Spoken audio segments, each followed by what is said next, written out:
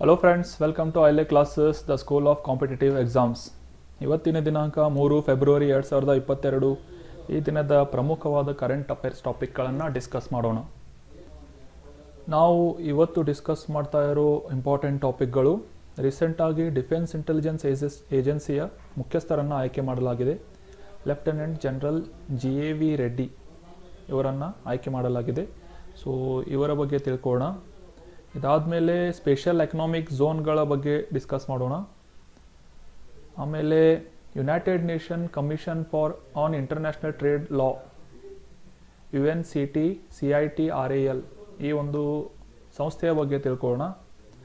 ಇದಾದಮೇಲೆ India's first geological ಪಾರ್ಕನ್ನು ಸ್ಥಾಪನೆ ಮಾಡ್ತಾ ಇದ್ದಾರೆ. ಅದು ಎಲ್ಲಿ ಮತ್ತು ಜಿಯೋಲಾಜಿಕಲ್ ಪಾರ್ಕ್ ಅಂದರೆ ಏನು ಅಂತ ತಿಳ್ಕೊಳ್ಳೋಣ. ಇದಾದಮೇಲೆ ದೇಶ್ ಸ್ಟ್ಯಾಕ್ ಈ ಪೋರ್ಟಲ್, ಈ ಒಂದು ಪೋರ್ಟಲ್ ಬಗ್ಗೆ ಕೂಡ ಡಿಸ್ಕಸ್ ಮಾಡೋಣ. So let's begin with our first article. Lieutenant general GAV Reddy has been appointed as a new head of defence intelligence agency. ಈ ಒಂದು ಸಂಸ್ಥೆಯ ಮುಖ್ಯಸ್ಥರನ್ನಾಗಿ ಲೆಫ್ಟಿನೆಂಟ್ ಜನರಲ್, ಇವರು ಜನರಲ್ನ ಕೆಳಗಿನ ಸ್ಥಾನವನ್ನು ಪಡೆದಿರ್ತಾರೆ ಸೇನೆಯ ಒಬ್ಬ ಮುಖ್ಯಸ್ಥರಲ್ಲಿ. ಸೊ GAV ರೆಡ್ಡಿ ಅವರನ್ನು ಡಿಫೆನ್ಸ್ ಇಂಟೆಲಿಜೆನ್ಸ್ ಏಜೆನ್ಸಿಯ ಮುಖ್ಯಸ್ಥರನ್ನಾಗಿ ಆಯ್ಕೆ ಮಾಡಲಾಗಿದೆ. ಇವರ ಬಗ್ಗೆ ತಿಳ್ಕೊಳ್ಳೋದಾದರೆ, general Reddy would be succeeding lieutenant general KJS Dhillon. ಇವ್ರಿಗಿಂತ ಮುಂಚೆ ಇರುವ KJS ಡಿಲ್ಲೋನ್ ಅವರನ್ನು ಇವರು ರಿಪ್ಲೇಸ್ ಮಾಡಲಿದ್ದಾರೆ. Lieutenant general KJS Dhillon retired after serving in various strategic position during his 39-year career in Indian army. ಇವರು ಭಾರತದ ಸೇನೆಯಲ್ಲಿ 39 ವರ್ಷಗಳ ಕಾಲ ಸೇವೆ ಸಲ್ಲಿಸಿದ್ದು, ಸಾಕಷ್ಟು ಬೇರೆ ಬೇರೆ ರೀತಿಯಂಥ ವಿಧವಾದ ಪೊಸಿಷನ್ಗಳಲ್ಲಿ ಅಥವಾ ಸ್ಥಾನಗಳಲ್ಲಿ ಸೇವೆಯನ್ನು ಸಲ್ಲಿಸಿದ್ದಾರೆ. The director general of defence intelligence agency is the head of organisation and is among the principal advisers on intelligence to the minister of defence and the chief of defence staff. ಈ defence intelligence agency ಅನ್ನೋ ಒಂದು ಸಂಸ್ಥೆ ಏನಿದೆ, ಇವರ ಮುಖ್ಯಸ್ಥರ ಈ defence ministry, ಈ ಒಂದು ಸಚಿವಾಲಯಕ್ಕೆ ಒಂದು ಅಡ್ವೈಸರಿ ಬಾಡಿ ಆಗಿದ್ದು, ಮತ್ತು ಚೀಫ್ ಆಫ್ ಡಿಫೆನ್ಸ್ ಸ್ಟಾಫ್, ಈಗ ರೀಸೆಂಟ್ಲಿ ಬಿಪಿನ್ ರಾವತ್ ಅವರು ಏನು ನಿಧನ ಹೊಂದಿದರು, ಆ ಒಂದು ಸ್ಥಾನದ ವ್ಯಕ್ತಿಗೆ ಇವರು ಅಡ್ವೈಸರಿ ಬಾಡಿಯಾಗಿ ಕೆಲಸ ಮಾಡುತ್ತಾರೆ. The post of the director general is held on rotation basis between 3 armed forces. ಈ ಡೈರೆಕ್ಟರ್ ಜನರಲ್ಗಳ ಒಂದು ಪೋಸ್ಟ್ ಏನಿರುತ್ತೆ, ಈ ನಮ್ಮ ವಾಯುಸೇನೆ, ನೌಕಾಸೇನೆ ಮತ್ತು ಭೂಸೇನೆಯ ಮುಖ್ಯಸ್ಥರ ನಡುವೆ ರೊಟೇಷನ್ ಆಗ್ತಾ ಇರುತ್ತೆ. ರೊಟೇಷನ್ ಬೇಸಿಸ್ ಮೇಲೆ ಈ ಒಂದು ಸ್ಥಾನವನ್ನು ಕೊಡ್ತಾ ಇರ್ತಾರೆ. The first director general of DIA defence intelligence agency was lieutenant general Kamal Dawar, former director general of Indian army's mechanised forces. Indian ಆರ್ಮಿಯ ಯಾಂತ್ರಿಕವಾದಂತಹ ಒಂದು ಫೋರ್ಸಸ್ ಅಥವಾ ಪಡೆಯಲ್ಲಿ ಡೈರೆಕ್ಟರ್ ಜನರಲ್ ಆಗಿದ್ದಂತಹ ಲೆಫ್ಟಿನೆಂಟ್ ಜನರಲ್ ಕಮಲ್ ದಾವರ್ ಅವರು ಈ ಒಂದು ಇಂಟೆಲಿಜೆನ್ಸ್ ಏಜೆನ್ಸಿಯ ಮುಖ್ಯಸ್ಥರಾಗಿ ಮೊದಲ ಬಾರಿಗೆ ಆಯ್ಕೆಗೊಂಡಿದ್ದರು. So that was about defence intelligence agency head. ರೀಸೆಂಟಾಗಿ ಲೆಫ್ಟಿನೆಂಟ್ ಜನರಲ್ GAV ರೆಡ್ಡಿ ಅವರನ್ನು ಮುಖ್ಯಸ್ಥರನ್ನಾಗಿ ಆಯ್ಕೆ ಮಾಡಲಾಗಿದೆ. ನಮ್ಮ ನೆಕ್ಸ್ಟ್ ಆರ್ಟಿಕಲ್ ಎಕನಾಮಿಕ್ ಝೋನ್ಗಳ ಬಗ್ಗೆ ಇದೆ. ಈ ಒಂದು ಕಾನ್ಸೆಪ್ಟ್ ಬಗ್ಗೆ ಡೀಟೇಲ್ ಆಗಿ ಡಿಸ್ಕಸ್ ಮಾಡೋಣ. In a move to enhance exports, the government will rewrite a new law to replace the existing special economic zone act. ರೀಸೆಂಟಾಗಿ ಈ ಭಾರತ ಸರ್ಕಾರ ಸ್ಪೆಷಲ್ ಎಕನಾಮಿಕ್ ಝೋನ್ ಈ ಒಂದು ಕಾಯ್ದೆಯ ಈಗ ಪ್ರಸ್ತುತದಲ್ಲಿರುವಂತಹ ಕೆಲವೊಂದು ನಿಯಮಗಳನ್ನು ಬದಲಾಯಿಸುವುದರ ಬಗ್ಗೆ ಡಿಸ್ಕಷನ್ ಆಗ್ತಾ ಇದೆ. ಸೊ ಇದರ ಆಬ್ಜೆಕ್ಟಿವ್ ಮತ್ತು ರಿಕ್ವೈರ್ಮೆಂಟ್ಗಳನ್ನು ನೋಡೋದಾದರೆ, the current legislation is over 16 years old and the legislation was framed under different circumstances and a lot has been changed since then. ಇವು 16 ವರ್ಷಗಳಿಂದ ಈ ಒಂದು ಕಾಯ್ದೆ ಜಾರಿಯಲ್ಲಿದ್ದು, 16 ವರ್ಷದಿಂದ ಸಾಕಷ್ಟು ಬದಲಾವಣೆಗಳನ್ನು ಕಂಡಿದ್ದರಿಂದ ಸೊ ಈಗ ಇದರ ಒಂದು ಬದಲಾವಣೆಯನ್ನು ಮಾಡುವ ಒಂದು ಉದ್ದೇಶ ಅಥವಾ ನಿರ್ಧಾರವನ್ನು ಕೈಗೊಳ್ಳಲಾಗ್ತಾ ಇದೆ. Rules are complicated and there is also a need to make it World Trade Organization compatible. ಈ ವರ್ಲ್ಡ್ ಟ್ರೇಡ್ ಆರ್ಗನೈಸೇಷನ್ WTO ಅನ್ನುವ ಒಂದು ಸಂಸ್ಥೆಯ ನಿಯಮಗಳಿಗೆ ಕಾಂಪ್ಯಾಟಿಬಲ್ ಆಗುವ ರೀತಿಯಲ್ಲಿ ರೂಲ್ಸ್ಗಳನ್ನು, ನಿಯಮಗಳನ್ನು ಬದಲಾಯಿಸುವ ಉದ್ದೇಶದಿಂದ ಈ ಒಂದು ಆ್ಯಕ್ಟ್ನಲ್ಲಿ ಬದಲಾವಣೆ ತರುವ ನಿರ್ಧಾರವನ್ನು ಮಾಡ್ತಾ ಇದ್ದಾರೆ.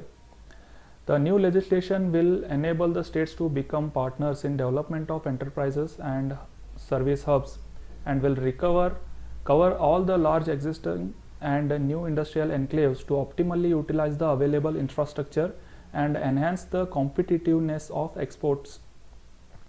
ಈಗ ಪ್ರಸ್ತುತದಲ್ಲಿರುವಂತಹ ಇನ್ಫ್ರಾಸ್ಟ್ರಕ್ಚರ್ಗಳು ಮತ್ತು ನಮ್ಮ ಈ ಒಂದು ರಫ್ತಿನ ವಲಯದಲ್ಲಿ ಕಾಂಪಿಟೇಟಿವ್ನೆಸ್ಸನ್ನು ಜಾಸ್ತಿ ಮಾಡುವ ಉದ್ದೇಶದಿಂದ ಮತ್ತು state to become partners in ಈ ಒಂದು ಡೆವಲಪ್ಮೆಂಟ್ ಮತ್ತು ಎಂಟರ್ಪ್ರೈಸಸ್ ಮತ್ತು ಸರ್ವಿಸ್ ಹಬ್ಗಳಲ್ಲಿ ಈ ಒಂದು ಮುಖ್ಯವಾದ ಪಾರ್ಟ್ನರ್ಶಿಪ್ಪನ್ನು ನಿಭಾಯಿಸುವ ಉದ್ದೇಶದಿಂದ ಈ ಸ್ಪೆಷಲ್ ಎಕನಾಮಿಕ್ ಝೋನ್ಗಳ ರೂಲ್ಗಳನ್ನು ಬದಲಾವಣೆ ಮಾಡ್ತಾ ಇದ್ದಾರೆ. To enable ease of doing business in special economic zone unit. ಈ ಸ್ಪೆಷಲ್ ಎಕನಾಮಿಕ್ ಝೋನ್ SEZಗಳ ಘಟಕಗಳೇನಿರ್ತವೆ ಅಲ್ಲಿ ಈ ಬಿಸ್ನೆಸ್ ಮಾಡುವಕ್ಕೆ ಅನುಕೂಲವಾಗುವಂತಹ ರೀತಿಯಲ್ಲಿ ಈ ನಿಯಮಗಳನ್ನು ಬದಲಾವಣೆ ಮಾಡಲಾಗ್ತಾ ಇದೆ. The government will also undertake reforms in customs administration of special economic zones and make it fully IT driven and function on the customs national portal with a focus on higher facilitation and with only risk based checks. ಈ special economic ಝೋನ್ಗಳು IT ಅಥವಾ ಮಾಹಿತಿ ತಂತ್ರಜ್ಞಾನದ ಮುಖಾಂತರ ಕೆಲಸ ಮಾಡುವಂತಹ ಸಾಮರ್ಥ್ಯವನ್ನು ಅಥವಾ ಅದರ ಕಾರ್ಯಕ್ಷಮತೆಯನ್ನು ಹೆಚ್ಚಿಸಿ ಈ ಕಸ್ಟಮ್ ನ್ಯಾಷನಲ್ ಪೋರ್ಟಲ್ ಅಥವಾ ಈ ಒಂದು ಆನ್ಲೈನ್ ಪೋರ್ಟಲ್ ಮೂಲಕ ಈ ಒಂದು ಫೆಸಿಲಿಟಿ ಗೌರ್ಮೆಂಟ್ನಿಂದ ಕೊಡಬಹುದಾದಂಥ ಫೆಸಿಲಿಟಿಗಳನ್ನು ನೀಡಿ ಅದರ ಒಂದು ಸಾಮರ್ಥ್ಯವನ್ನು ಹೆಚ್ಚಿಸುವುದು ಈ ಒಂದು ನಿರ್ಧಾರದ ಮುಖ್ಯ ಉದ್ದೇಶ ಆಗಿದೆ. ಇನ್ನು ಈ ಸ್ಪೆಷಲ್ ಎಕನಾಮಿಕ್ ಝೋನ್ ಅಥವಾ SEZಗಳ ಬಗ್ಗೆ ತಿಳ್ಕೊಳ್ಳೋದಾದರೆ, it is an area in the country that is subject to different economic regulations other than regions within the same country. ಒಂದೇ ದೇಶದಲ್ಲಿ ಈ ಒಂದು ಸ್ಪೆಷಲ್ ಎಕನಾಮಿಕ್ ಝೋನ್ಗಳ ವಲಯಗಳಿದ್ದು ಅವು ಭಾರತದಲ್ಲಿ ಅಥವಾ ಆ ಒಂದು ದೇಶದಲ್ಲಿ ಎಕ್ಸಿಸ್ಟ್ ಆಗಿರುವಂತಹ ಬೇರೆ ಏರಿಯಾಗಳಿಗಿಂತ ಸಾಕಷ್ಟು ಭಿನ್ನವಾಗಿರುತ್ತವೆ. ಅದು ಯಾವ ರೀತಿ ಅಂತ ಈಗ ಡಿಸ್ಕಸ್ ಮಾಡೋಣ. The economic regulations of special economic zones tend to be conducive to and attract foreign direct investment. ಈ ಒಂದು ಸ್ಪೆಷಲ್ ಎಕನಾಮಿಕ್ ಝೋನ್ಗಳಲ್ಲಿ ಯಾವ ರೀತಿಯ ಒಂದು ಸೆಟಪ್ಪನ್ನು ಮಾಡಲಾಗಿರುತ್ತದೆ ಅಂತಂದರೆ, ಅಲ್ಲಿ ಫಾರಿನ್ ಡೈರೆಕ್ಟ್ ವಿದೇಶಿಯ ನೇರ ಬಂಡವಾಳ ಹೂಡಿಕೆಯನ್ನು ಮತ್ತು ಅದನ್ನು ಅಟ್ರ್ಯಾಕ್ಟ್ ಮಾಡುವ ಒಂದು ರೀತಿಯಲ್ಲಿ ಈ ಒಂದು ಇಂಡಸ್ಟ್ರಿ ಅಥವಾ ಈ ಎಕನಾಮಿಕ್ ಝೋನ್ಗಳ ಒಂದು ಸ್ಥಾಪನೆಯನ್ನು ಮಾಡಲಾಗಿರುತ್ತದೆ. It facilitates rapid economic growth by leveraging tax incentives to attract foreign investment and spark technological advancement. ಈ ತಂತ್ರಜ್ಞಾನದ ಒಂದು ಕ್ಷೇತ್ರದಲ್ಲಿ ಕೂಡ ಸಾಕಷ್ಟು ಮುಂದುವರಿಯುವ ಒಂದು ರೀತಿಯಲ್ಲಿ ಮತ್ತು ಫಾರಿನ್ ಡೈರೆಕ್ಟ್ ಇನ್ವೆಸ್ಟ್ಮೆಂಟ್ ಆಗಲೇ ಡಿಸ್ಕಸ್ ಮಾಡಿದಾಗೆ ಅದನ್ನು ಒಂದು ಆಕರ್ಷಣೆ ಮಾಡುವ ಒಂದು ಉದ್ದೇಶದಿಂದ ಮತ್ತು ಟ್ಯಾಕ್ಸ್ ಇನ್ಸೆಂಟಿವ್ಗಳನ್ನು ಕೂಡ ಈ ಒಂದು ವಲಯದಲ್ಲಿ ಸ್ಥಾಪನೆ ಮಾಡಿರುವಂತಹ ಸಂಸ್ಥೆಗಳಿಗೆ ನೀಡಲಾಗಿರುತ್ತದೆ. The functioning of special economic zones is governed by 3-tier administrative setup. ಮೂರು ಟಿಯರ್ಗಳ ಒಂದು ಅಡ್ಮಿನಿಸ್ಟ್ರೇಟಿವ್ ಆಡಳಿತದ ಒಂದು ಸೆಟಪ್ನಲ್ಲಿ ಈ ಒಂದು ಸ್ಪೆಷಲ್ ಎಕನಾಮಿಕ್ ಝೋನ್ಗಳ ಆಡಳಿತವನ್ನು ನಿರ್ಧಾರ ಮಾಡಲಾಗಿರುತ್ತದೆ.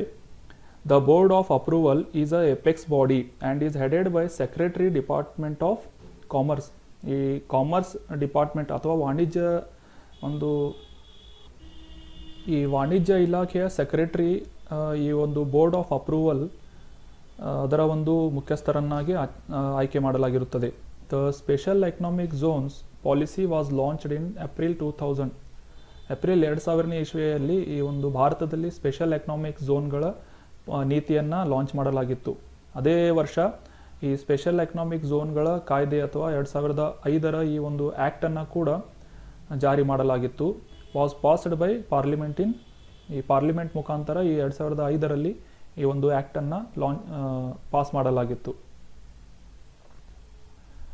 ಸ್ಯಾಲಿಯಂಟ್ ಮುಖ್ಯವಾದಂತಹ ಇದರ ಫೀಚರ್ಗಳು ಏನು ಅಂತಂದರೆ, a designated duty free enclave to be treated as a territory outside the custom territory of India for the purpose of authorised operations in special economic zone. ಈ ಸ್ಪೆಷಲ್ ಎಕನಾಮಿಕ್ ಝೋನ್ಗಳು ಈ ಭಾರತದ ಕಸ್ಟಮ್ ಡಿಪಾರ್ಟ್ಮೆಂಟ್ ಇಲಾಖೆ ಏನಿರುತ್ತದೆ ಅದರಿಂದ ಹೊರತುಪಡಿಸಿ ಮತ್ತು ಇದನ್ನು duty free ಯಾವುದೇ ರೀತಿಯ ಒಂದು ಡ್ಯೂಟಿಗಳನ್ನು ಈ ಒಂದು ಸ್ಪೆಷಲ್ ಎಕನಾಮಿಕ್ ಝೋನ್ಗಳಲ್ಲಿ ಬರುವಂಥ ಸಂಸ್ಥೆಗಳ ಮೇಲೆ ಹಾಕಲಾಗುವುದಿಲ್ಲ. No licence is required for import. ಈ ಒಂದು ಸ್ಪೆಷಲ್ ಎಕನಾಮಿಕ್ ಝೋನ್ಗಳಲ್ಲಿ ಸಂಸ್ಥೆಯನ್ನು ತೆರೆಯಲು ಯಾವುದೇ ರೀತಿಯಾದಂತಹ ಲೈಸೆನ್ಸ್ಗಳ ಅವಶ್ಯಕತೆ ಇರುವುದಿಲ್ಲ. Manufacturing or services activities allowed.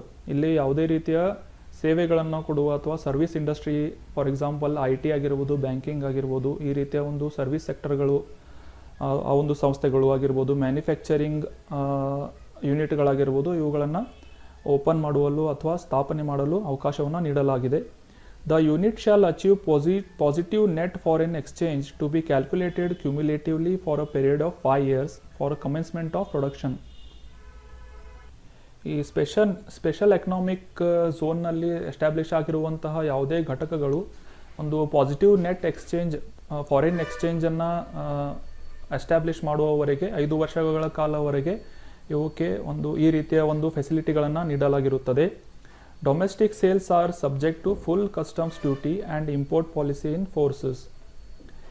ಈ ಸ್ಪೆಷಲ್ ಎಕನಾಮಿಕ್ ಝೋನ್ಗಳನ್ನು ಸ್ಥಾಪಿಸಲು ಒಂದು ಮುಖ್ಯ ಉದ್ದೇಶ ಏನಂತಂದರೆ, ಆ ದೇಶದ ಫಾರಿನ್ ಎಕ್ಸ್ಚೇಂಜ್ ಅಥವಾ ಇದರ ರಫ್ತು ಮಾಡುವ ಒಂದು ಸಾಮರ್ಥ್ಯವನ್ನು ಹೆಚ್ಚಿಸುವ ಉದ್ದೇಶದಿಂದ ಈ ಒಂದು ಯೂನಿಟ್ಗಳನ್ನು ಸ್ಥಾಪನೆ ಮಾಡಲಾಗಿದೆ.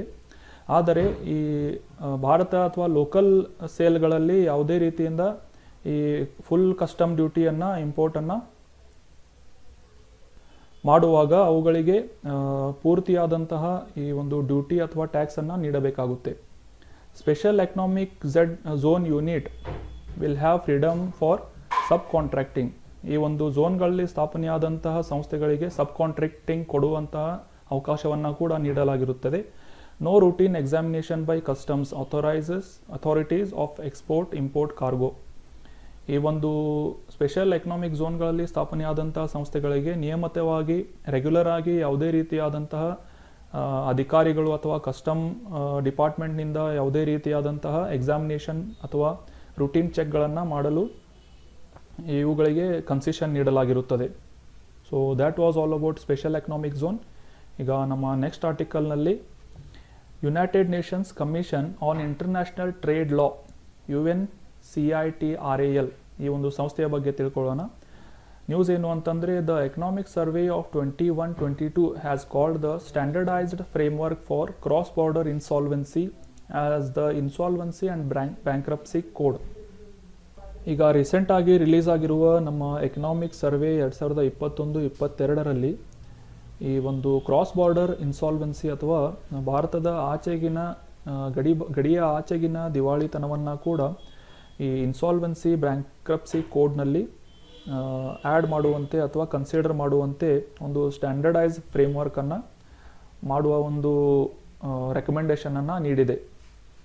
ಸೊ ಇದರ ಬಗ್ಗೆ ತಿಳ್ಕೊಳ್ಳೋದಾದರೆ, ಇದರ ಒಂದು ಅವಶ್ಯಕತೆ ಬಗ್ಗೆ ತಿಳ್ಕೊಳ್ಳೋದಾದರೆ, the IBC Insolvency and Bankruptcy Code currently does not allow for the automatic recognition of any insolvency proceedings in other country.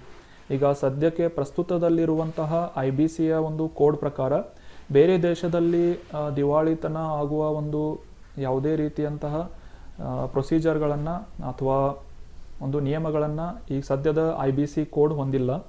So ಇದರಿಂದಾಗಿ ಈ ಒಂದು ಬದಲಾವಣೆಗಳನ್ನು ತರುವುದು ಅವಶ್ಯಕತೆ ಇದೆ ಅಂತ ಎಕನಾಮಿಕ್ ಸರ್ವೆ ರೆಕಮೆಂಡ್ ಮಾಡಿದೆ. The present provision lead to uncertainty of outcomes of claims for creditors, debtors and other stakeholders as well. ಮತ್ತು ಈ ರೀತಿಯಾದಂತಹ ವಿದೇಶದಲ್ಲಿ ಇರುವಂತಹ ದಿವಾಳಿಯನ್ನು ಕೂಡ ಈ IBCಯಲ್ಲಿ ಕನ್ಸಿಡರ್ ಮಾಡುವುದರಿಂದ, ಆ್ಯಡ್ ಮಾಡುವುದರಿಂದ ಈ ಸಾಲವನ್ನು ಕೊಟ್ಟಂತಹ ಸಂಸ್ಥೆಗಳು ಅಥವಾ ಫಾರ್ ಎಕ್ಸಾಂಪಲ್ ಬ್ಯಾಂಕ್ಗಳಾಗಿರ್ಬೋದು, ಆ ಒಂದು ವ್ಯಕ್ತಿಯ ವಿರುದ್ಧ ಡೆಪ್ಟ್ ರಿಡನ್ ಕಂಪನಿಗಳು ಆಗಿರ್ಬೋದು ಅಥವಾ ಲೆಂಡರ್ಸ್ ಆಗಿರ್ಬೋದು, ಆ ಒಂದು ವಿದೇಶದಲ್ಲಿರುವಂತಹ ವ್ಯಕ್ತಿಯ ಅಸೆಟ್ಗಳನ್ನು ಲಯಬಿಲಿಟಿಯಾಗಿ ಕನ್ಸಿಡರ್ ಮಾಡಿ ಒಂದು ರಿಕವರ್ ಮಾಡುವಂತಹ ಅವಕಾಶವನ್ನು ಈ ರೀತಿಯಾದಂತಹ ಬದಲಾವಣೆಗಳು ಮಾಡಿಕೊಡುತ್ತವೆ ಅಂತ ಹೇಳ್ತಾ ಇದ್ದಾರೆ. And the need of UNCITRAL, it has highlighted in the report for the Insolvency Law Committee, which had recommended the adoption of United Nations Commission on International Trade Law with certain modification to make it suitable for Indian context. ಈಗ already insolvency ಲಾ committee ಒಂದು report ಪ್ರಕಾರ ಈ ಒಂದು United nation ವಿಶ್ವಸಂಸ್ಥೆಯ ಈ internal trade ಲಾ ಏನಿದೆ ಇದರಲ್ಲಿರುವ ಕೆಲವೊಂದು ನಿಯಮಗಳನ್ನು ನಮ್ಮ ಭಾರತಕ್ಕೆ ಸೂಟೇಬಲ್ ಆಗುವಂತಹ ರೀತಿಯಲ್ಲಿ ಬದಲಾವಣೆ ಮಾಡಬೇಕು ಅಂತ ಹೇಳ್ತಾ ಇದ್ದಾರೆ.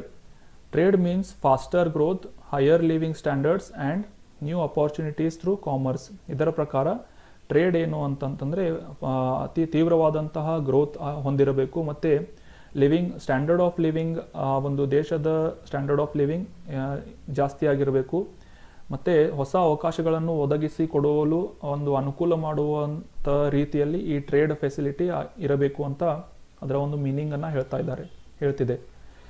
United Nations commission on international trade law, ಇದರ ಬಗ್ಗೆ ತಿಳ್ಕೊಳ್ಳೋದಾದರೆ it is the core legal body of a United Nation system in the field of international trade law.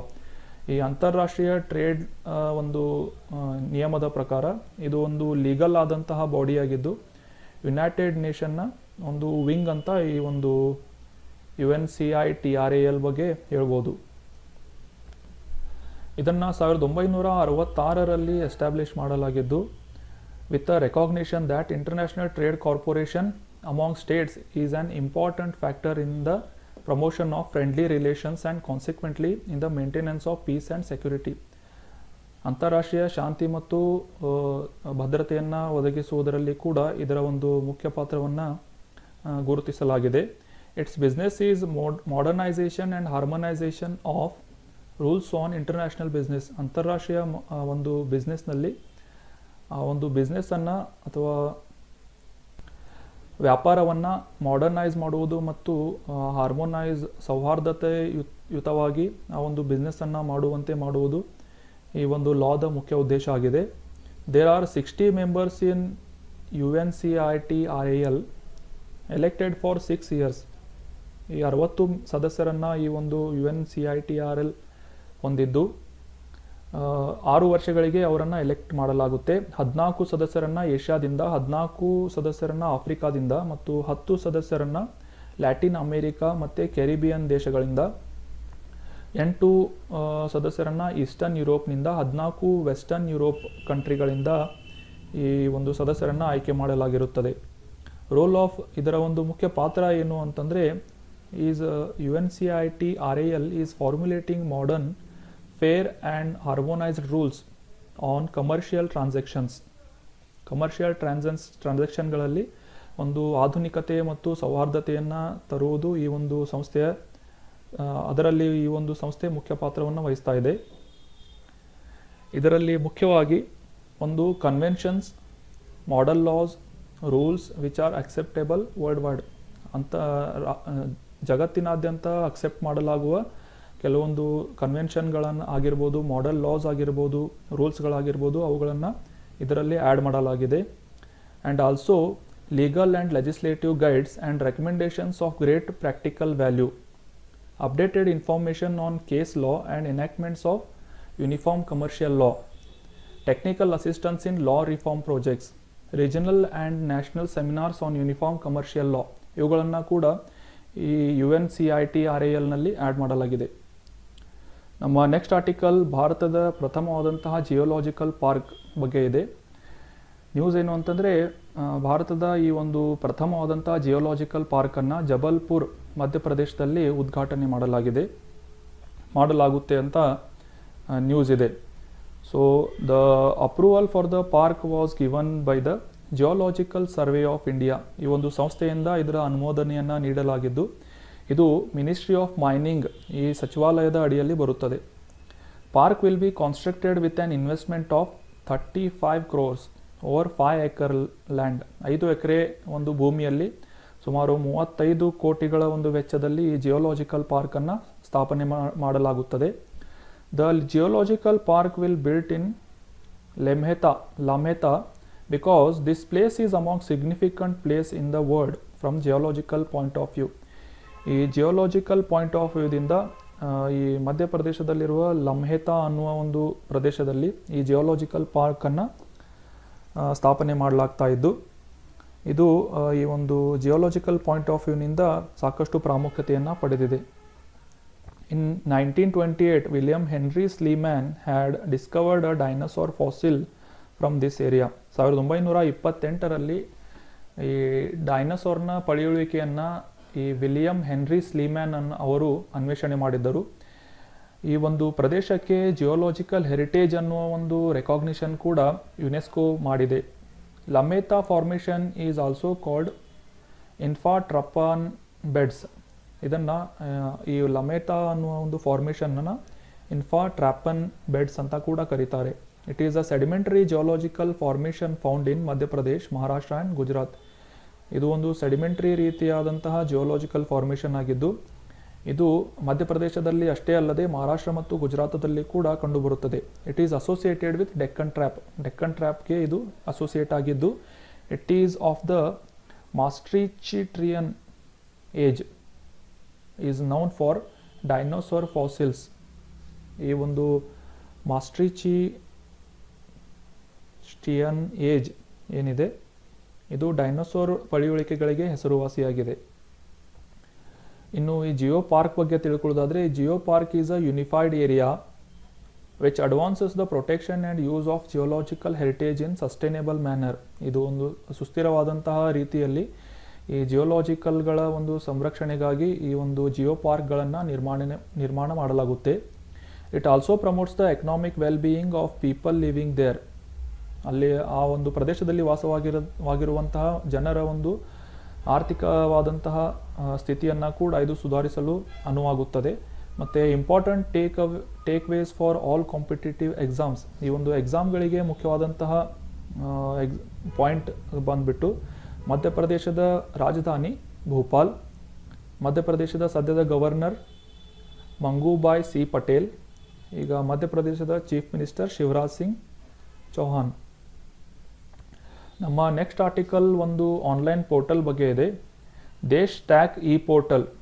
News ಏನು ಅಂತಂದರೆ, on February 1, 2022 finance minister Nirmala Sitharaman announced to set up a DESH stack e portal during the budget 2022. 2022ರ budget ಸ್ಪೀಚ್ನಲ್ಲಿ ಈ ಒಂದು ಹೊಸದಾದಂತಹ ದೇಶ್ stack E ಪೋರ್ಟಲನ್ನು ನಿರ್ಮಾಣ ಮಾಡುವ ಅಥವಾ ಲಾಂಚ್ ಮಾಡುವ ಒಂದು ಅನೌನ್ಸ್ಮೆಂಟನ್ನು ಮಾಡಿದ್ದಾರೆ.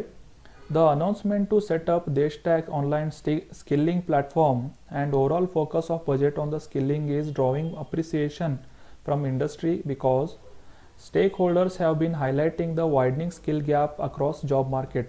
ಈಗ ಸದ್ಯಕ್ಕೆ ಹೈಲೈಟ್ ಆಗಿರುವಂತಹ ಅನ್ಎಂಪ್ಲಾಯ್ಮೆಂಟ್ನ ರೀಸನ್ಗಳನ್ನು ಇಂಡಸ್ಟ್ರಿಗಳು ಹೈಲೈಟ್ ಮಾಡಿದ್ದು, ಅದಕ್ಕೆ ಮುಖ್ಯವಾದ ಕಾರಣ ಏನು ಅಂತಂದರೆ ಆ ವ್ಯಕ್ತಿಗೆ ಒಂದು ಸ್ಕಿಲ್, ಯಾವುದೇ ರೀತಿಯ ಕೌಶಲ್ಯಗಳು ಇಲ್ಲದಿರುವುದರಿಂದ ಅವರನ್ನು ಹೈರ್ ಮಾಡಲಿಕ್ಕೆ ಆಗ್ತಾ ಇಲ್ಲ ಅಂತ. ಅದೇ ಒಂದು ನಿರುದ್ಯೋಗಕ್ಕೆ ಮುಖ್ಯವಾದ ಕಾರಣ ಸ್ಕಿಲ್ ಇರದೇ ಇರುವುದೇ ಅಂತ ಹೈಲೈಟ್ ಮಾಡಿದ್ದಾವೆ. So that is why the announcement has came to establish or launch this DESH stack e portal. ಇನ್ನು ಈ ಪೋರ್ಟಲ್ ಬಗ್ಗೆ ತಿಳ್ಕೊಳ್ಳೋದಾದರೆ, DESH stands for digital economic for skilling and livelihood.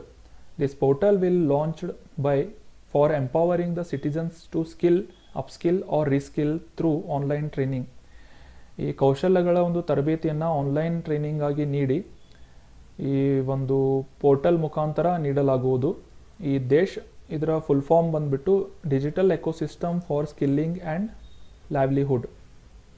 It will also provide API based trusted skill credentials, discovery layers and payment to find entrepreneurial opportunities and relevant jobs.